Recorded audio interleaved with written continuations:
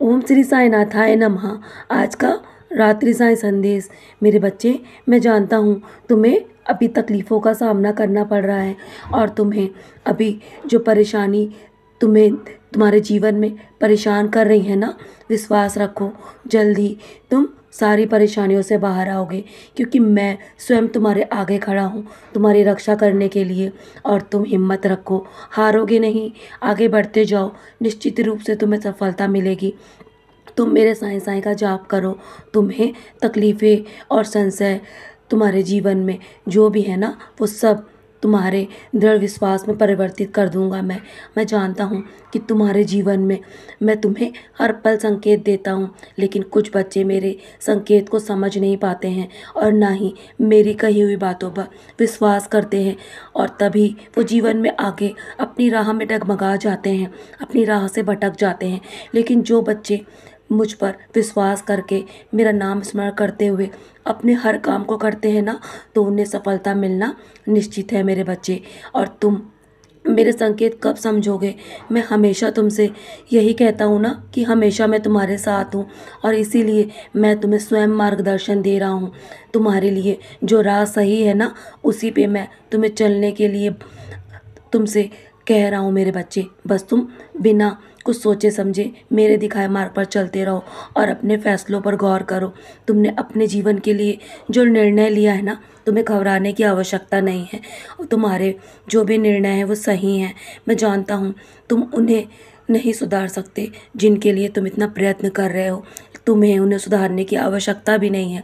बस तुम अपने आप को सुधारो और मेरे कहे हुए शब्दों पर विश्वास करो। तुम अपनी राह को बदल लो मेरे बच्चे।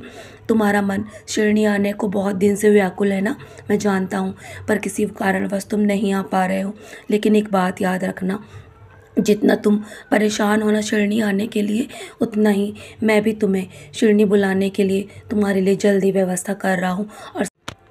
और जल्दी मैं सारा प्रबंध कर दूंगा मेरे बच्चे। तुम्हें किसी भी चीज़ की परेशानियों का सामना नहीं करना पड़ेगा। तुम्हारे जो भी सपने हैं ना, मैं उसे अवश्य पूरा करूंगा।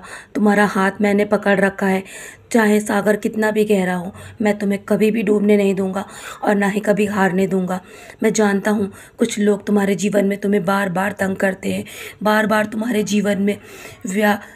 जीवन में रुकावटें पैदा कर रहे हैं ना मेरे बच्चे।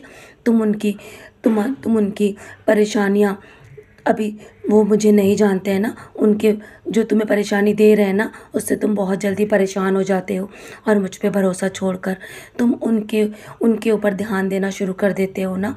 तुम डरो मत, कोई भी तुम्हें तंग नहीं कर सकता मेरे रहते हुए।